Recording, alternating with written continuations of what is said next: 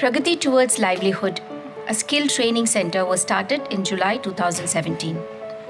It focuses on preparing skill-equipped individuals towards a range of real-world employment opportunities.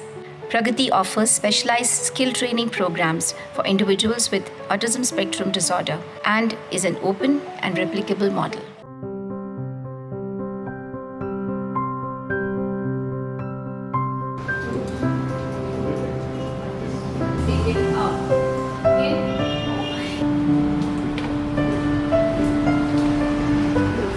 I like about it is doing multimedia.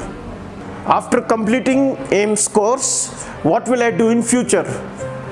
Where I will get job, and I will get a job somewhere and I will earn salary and I will build up my career and I will become something in life.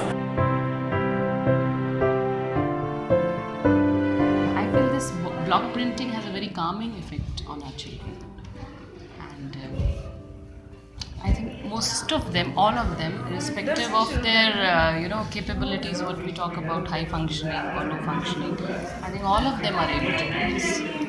Many of these children like to do work in the kitchen because it involves routine activity and there's a certain standard way of doing it, and it ends up by getting food and they like